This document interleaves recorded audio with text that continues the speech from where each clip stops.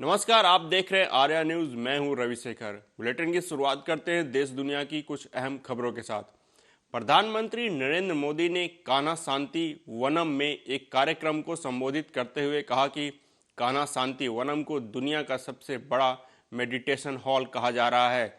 जब इस हॉल में 1 लाख लोग एक साथ ध्यान लगाएंगे तो जो ऊर्जा यहाँ पैदा होगी उसका अंदाजा लगाया जा सकता है।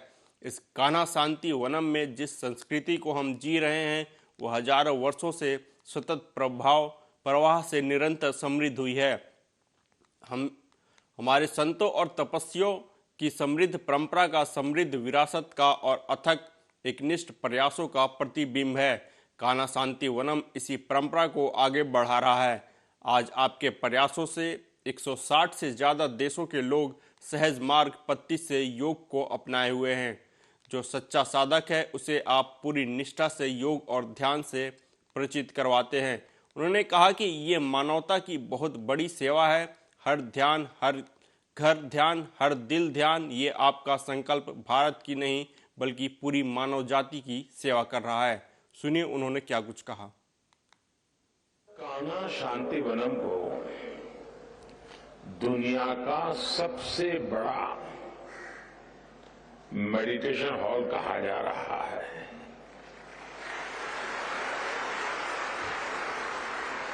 जब इस हॉल में 1 लाख लोग एक साथ ध्यान लगाएंगे तो जो ऊर्जा यहां पैदा होगी उसका अंदाजा लगाया जा सकता है।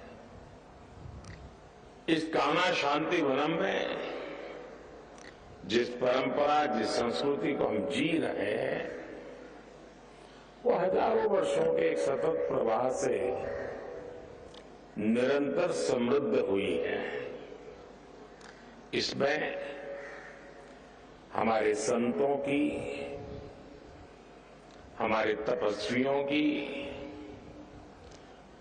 समृद्ध परंपरा का, समृद्ध विरासत का और अथक एक निष्ठ प्रयासों का प्रतिबिंब है। कान्हा शांति वनम इसी परंपरा को आगे बढ़ा रहा है। आज आपके प्रयासों से 160 से ज्यादा देशों के लोग सहज मार्ग पद्धति से योग को अपनाए हुए हैं। जो सच्चा साधक है उसे आप पूरी निष्ठा से योग और ध्यान से परिचित कराते हैं। ये मानवता की बहुत बड़ी सेवा है। हर ध्यान, हर घर ध्यान, हर दिल ध्यान,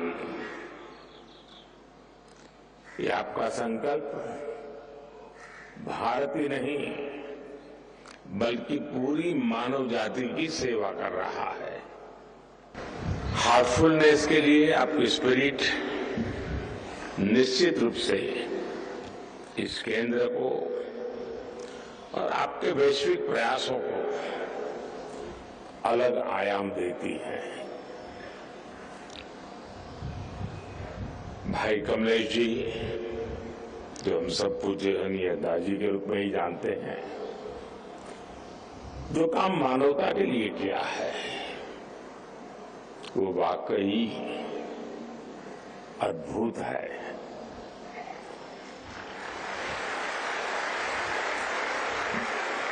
उनके इस योगदान को पद्म पुरस्कार से सम्मानित करने का सौभाग्य हमारी सरकार को मिला है।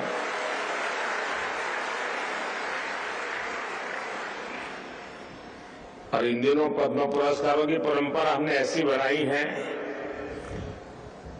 कि उसके कारण पुरस्कार स्वयं ही सम्मानित हो जाते। भाजपा के राष्ट्रीय अध्यक्ष जेपी नड्डा और तेलंगाना भाजपा अध्यक्ष जी किशन रेड्डी ने प्रधानमंत्री नरेंद्र मोदी का मन की बात कार्यक्रम सुना। इस दौरान भाजपा के राष्ट्रीय अध्यक्ष जेपी नड्डा ने कहा कि आज हमने प्रधानमंत्री मोदी को मन की बात कार्यक्रम में सुना और उन्होंने देश, समाज, स्वच्छता, आर्थिक दृष्टि से वोकल फॉर लोकल, इन सारे मुद्दों पर किस तरह से देश आगे जा रहा है, इस पर चर्चा की। सुनिए उन्होंने क्या कहा। यहाँ मन की बात सुनने आए हुए इतनी बड़ी संख्या में आए हुए देवी और सज्जनों और मेरे युवा साथी और मीडिया के मेरे साथी, प्रिंट मीडिया और इलेक्ट्रॉनिक मीडिया के मेरे साथी, आज हम सब लोगों ने आदरणीय प्रधानमंत्री जी को मन की बात में सुना और उन्होंने हम सबको देश, समाज, स्वच्छता, आर्थिक दृष्टि से वोकल फॉर लोकल, इन सारे मुद्दों पर किस तरीके से देश आगे जा रहा है, इस पर उन्होंने चर्चा की। अब मैं यहाँ आया हूं और आप सब लोग इतनी बड़ी संख्या में आए हैं। 20 तारीख को आप सब लोगों ने अपना मतदान करना है। यहाँ मन की बात सुनने आए हुए इतनी बड़ी संख्या में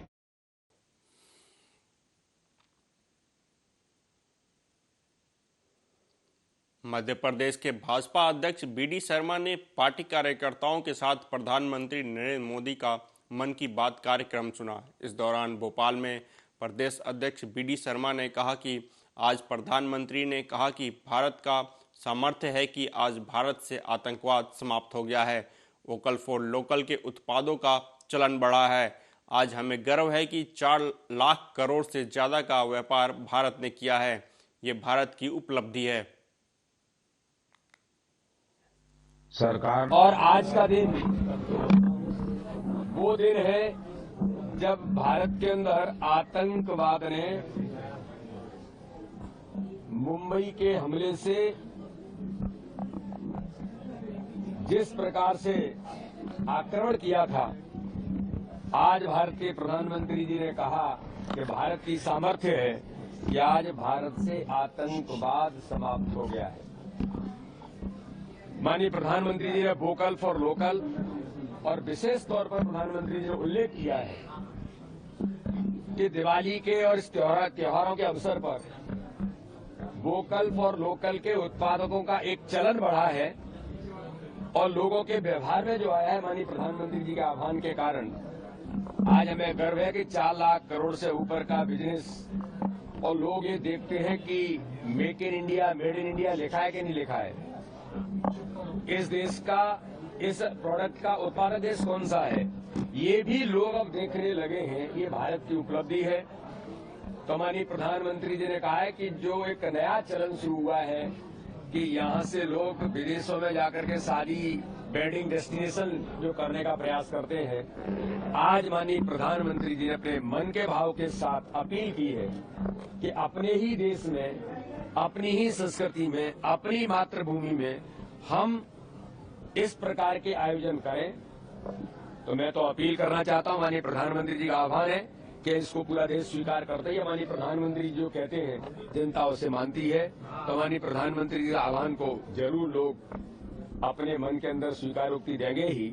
साथ में ही माननीय प्रधानमंत्री जी ने आगामी आने वाले शादी के अवसरों पर एक और आह्वान किया है कि लोकल के उत्पादक बने हुए कपड़ों से लेकर के सामग्री अपने देश के द्वारा बनी हुई लोग उपयोग करेंगे। तो इस पर भी माननीय प्रधानमंत्री ने आह्वान किया है। महुआ फूल प्रसंस्करण इकाई को राजनांदगांव से पाटन ले जाने को लेकर रमन सिंह के बयान पर छत्तीसगढ़ के मुख्यमंत्री भूपेश बघेल ने कहा कि वो अपनी कमजोरी खुद ही स्वीकार कर रहे हैं कि वो 15 साल में कुछ नहीं कर पाए।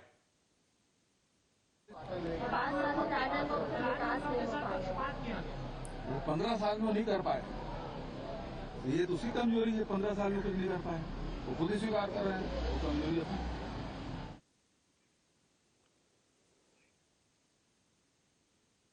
आपके स्थापना दिवस पर दिल्ली सीएम और पार्टी के राष्ट्रीय संयोजक अरविंद केजरीवाल ने कहा कि पिछले 11 वर्षों में आम आदमी पार्टी को जितना निशाना बनाया गया है, भारत के इतिहास में किसी अन्य राजनीतिक पार्टी को इतना निशाना नहीं बनाया गया। उन्होंने 250 से अधिक फर्जी मामले हम पर किए हैं। देश की सभी एजेंसियों को आम आदमी पार्टी के पीछे लगा दिया, लेकिन उन्हें आज तक एक भी सबूत नहीं मिला। यह पहला स्थापना दिवस है कि जब मनीष सिसोदिया, सत्येंद्र जैन, संजय सिंह और विजय नायर हमारे साथ नहीं हैं। उन्हें झूठे मुकदमों में जेल में डाल दिया गया। भाजपा को दूसरी पार्टियों के नेताओं पर झूठे मामले और झुकाना आता है, लेकिन उन्हें आम आदमी पार्टी को झुकाना नहीं आता। यह हम सब के लिए गर्व की बात है कि आज तक हमारा एक भी विधायक न बिका न ही टूटा। मुझे याद है आंदोलन के समय रामलीला मैदान में लोग पूछते थे, आप लोग भ्रष्ट नहीं होंगे, इस बात की क्या गारंटी है। आज मैं आम आदमी पार्टी से जुड़े हर व्यक्ति से कहना चाहूंगा कि पिछले 11 सालों में जितना आम आदमी पार्टी को टारगेट किया गया है, भारत के इतिहास में किसी और राजनीतिक पार्टी को इतना टारगेट नहीं किया गया। पिछले 11 साल में इन्होंने हम पे 250 से ज्यादा फर्जी केस किए हैं। ED, CBI, IT, Delhi police, न जाने कोई एजेंसी नहीं छोड़ी। देश की सभी एजेंसियों को आम आदमी पार्टी के पीछे छोड़ दिया इन्होंने, लेकिन आज तक इन्हें एक भी कोई भी सबूत नहीं मिला। एक पैसे की गल हेराफेरी नहीं मिली, एक पैसे की रिकवरी नहीं हुई। हमारी ईमानदारी का सबसे बड़ा सर्टिफिकेट यही है। आज मेरा मन थोड़ा भारी है। ये पहला स्थापना दिवस है जब हमारे साथ मनीष सिसोदिया जी नहीं है, सत्येंद्र जैन जी नहीं है, संजय सिंह, विजय नायर हमारे साथ नहीं है। उन लोगों को फर्जी केस में जेल में डाल दिया गया है। भाजपा वालों को दूसरी पार्टियों के नेताओं पे फर्जी केस करके झुकाना आता है, लेकिन आम आदमी पार्टी को झुकाना नहीं आता। यह हम सबके लिए गर्व की बात है कि आज तक हमारा एक भी एमएलए या एक भी नेता ना बिका ना टूटा। इनके परिवार भी नहीं टूटे, उनके परिवारों ने भी साथ दिया। बहुत कोशिश की उन्होंने हमारे नेताओं को झुकाने की, लेकिन हमारे एक भी नेता को तोड़ नहीं पाए। हमारे नेताओं के पास भी बड़े बड़े लोग आए, बोले मोदी जी से मिल जाओ, समझौता कर लो, हम मध्यस्थता करवा देंगे, लेकिन हमारा एक भी नेता नहीं झुका। मुझे याद है आंदोलन के समय रामलीला मैदान में लोग पूछते थे, आप। बढ़ते हैं अगली खबर की तरफ। भाजपा सांसद रविशंकर प्रसाद ने बिहार विधानसभा में विपक्ष के नेता विजय कुमार सिन्हा के साथ प्रधानमंत्री नरेंद्र मोदी का मन की बात कार्यक्रम सुना। इस दौरान भाजपा सांसद रविशंकर प्रसाद ने कहा, मुझे बहुत पीड़ा होती थी जब मैं लक्ष्मी गणेश की मूर्तियों के पीछे मेड इन चाइना देखता था। दिवाली पर इसी तरह की खिलौने देखता था। ये दिखाई देता था कि प्रधानमंत्री मोदी ने देश को प्रेरित किया है। उनका अभिनंदन। मुझे बहुत पीड़ा होती थी जब मैं Lakshmi Ganesh made in China देखता था, खिलौने देखता था दिवाली में, बाकी में।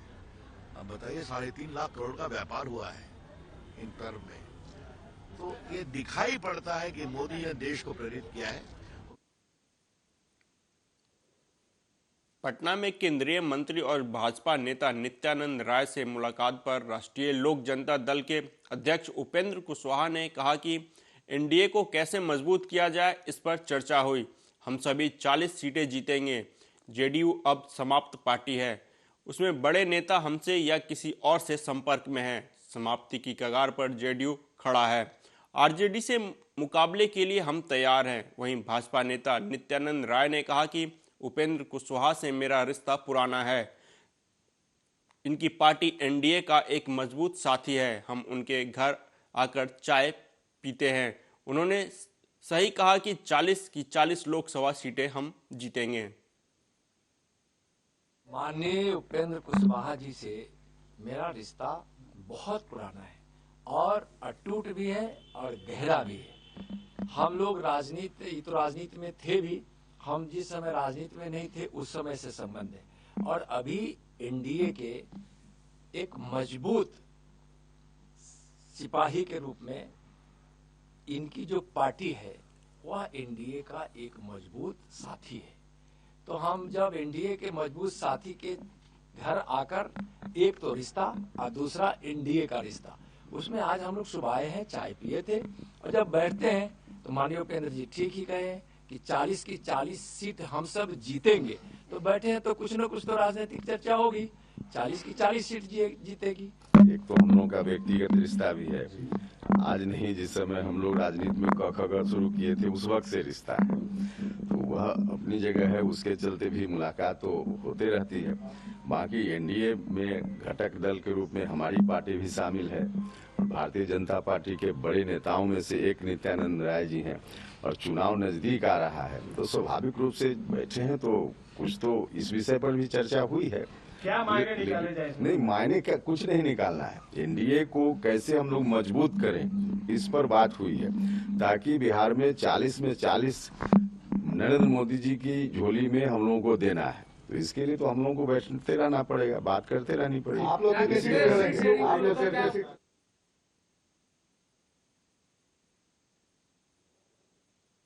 वहीं उपेंद्र कुशवाहा के बयान पर बिहार के उप मुख्यमंत्री तेजस्वी यादव का बयान सामने आया है। उन्होंने कहा कि जो बेकार की बातें बोलता है, जिसके पास कोई तथ्य नहीं है, कोई सच नहीं है, उस पर हम टीका टिप्पणी नहीं करते। इस बात का कोई मतलब नहीं है। हर पॉलिटिकल पार्टी को अधिकार है और ये लोकतंत्र की ही ना खूबसूरती, उससे क्या अपनी बात रखने का लोग जो है सबको मौका मिलना ही चाहिए। हर पॉलिटिकल पार्टी, अब चुनाव आ रहा है तो सब कार्यक्रम तो करवे करेगा, तो इस पर ज्यादा टिप्पणी टिप्पणी हमको करना नहीं है। लेकिन एक बात तो तय है कि जो नरेंद्र मोदी जी की जो सरकार रही है उससे लोग परेशान है, तबाह है। शायद इस वजह से जो है भीड़ नहीं आ पा रही। देखिए एक बात समझ रहे, कौन क्या बोलता है नहीं बोलता है। जो बेकार की बातें बोलता है, जिसके पास कोई तथ्य नहीं है, कोई सच नहीं है, उस पे हम टिप्पा टिप्पणी नहीं करते।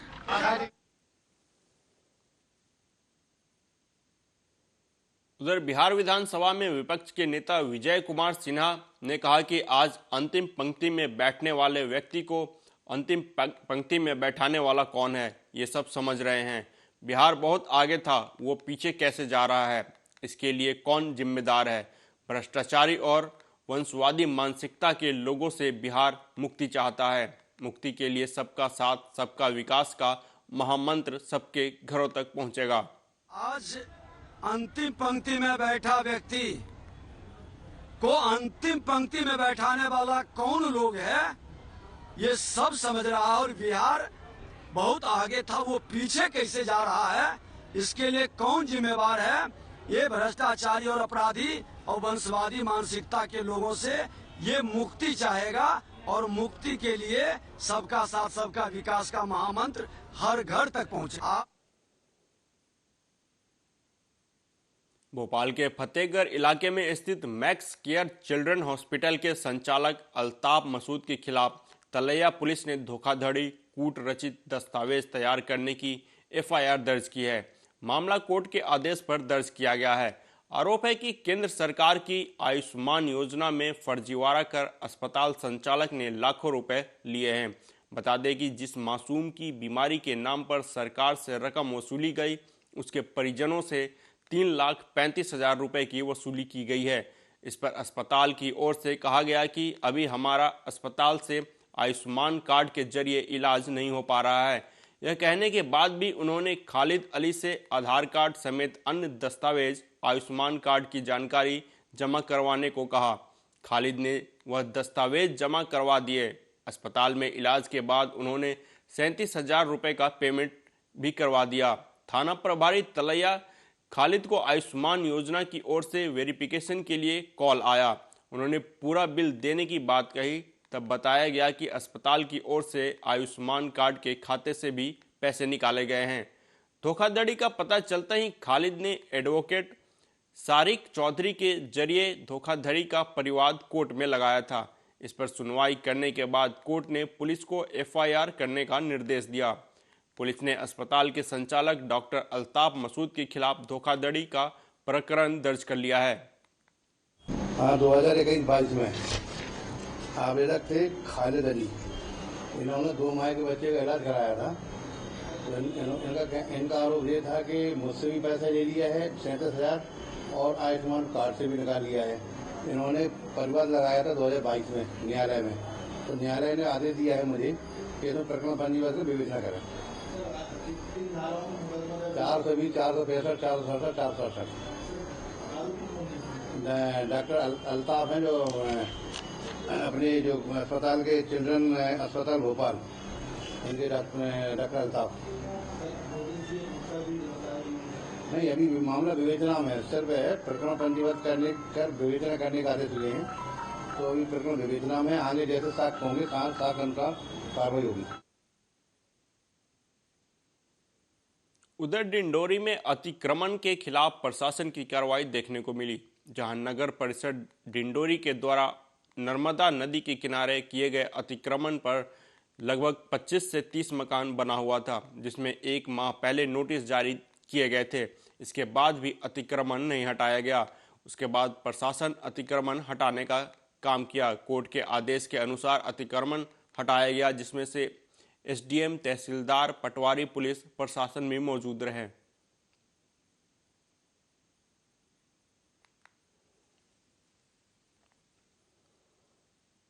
मध्य प्रदेश में रेत माफियाओं का आतंक लगातार बढ़ता जा रहा है। शहडोल में शनिवार की रात सोन नदी पर अवैध उत्खनन रोकने गए पटवारी को रेत माफिया ने ट्रैक्टर से कुचलवा दिया, जिससे मौके पर ही उसकी मौत हो गई। पुलिस से मिली जानकारी के अनुसार व्यवहारी तहसील के खड़गा में पदस्थ पटवारी प्रसन्न सिंह बघेल तहसीलदार के आदेश पर 3 अन्य पटवारियों के साथ अवैध उत्खनन को रोकने पहुंचे थे। तभी गोपालपुर गांव में माफियाओं ने पटवारी पर ट्रैक्टर चढ़ा दिया। जानकारी के अनुसार पटवारी प्रसन्न सिंह अपने अन्य साथियों के साथ शनिवार रात लगभग 12 बजे गोपालपुर के सोन नदी के घाट पर पहुंचे थे, जहां अवैध खनन की जानकारी मिली थी। कई ट्रैक्टर रेत के अवैध परिवहन में लगे थे। उनमें से एक ट्रैक्टर को प्रसन्न सिंह ने रोक लिया। तभी माफिया के इशारे पर ड्राइवर ने अचानक पटवारी पर ट्रैक्टर चढ़ाते हुए वहां से फरार हो गया। स्थानीय लोगों ने बताया कि खनन माफिया पटवारी को कुचलने के बाद मौके से भाग गया। अन्य अवैध खनन करने वाले भी फरार हो गए।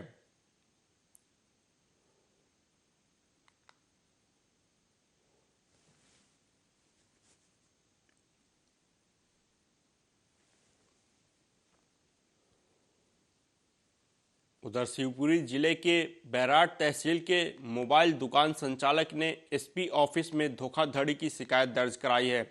फरियादी रघुराज ने कहा कि उसकी दुकान पर एक युवक आया और उसने ऑनलाइन 66,000 रुपये किसी अन्य व्यक्ति के खाते में डलवा लिए।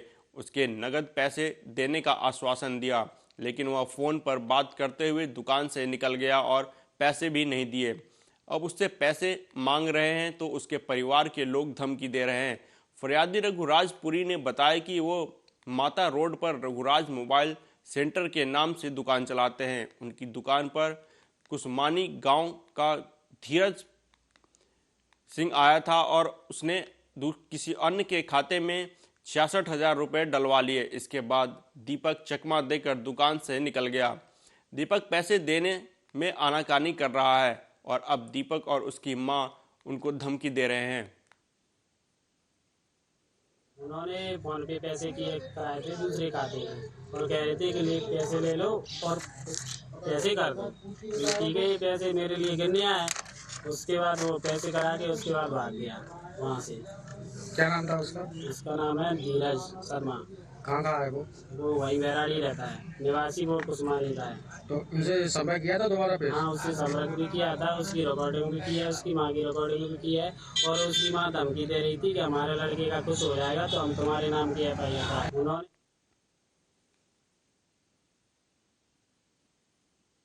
मेरे साथ इस बुलेटिन में फिलहाल इतना ही। देश दुनिया की तमाम खबरों के लिए देखते रहिए आर्या न्यूज़। नमस्कार।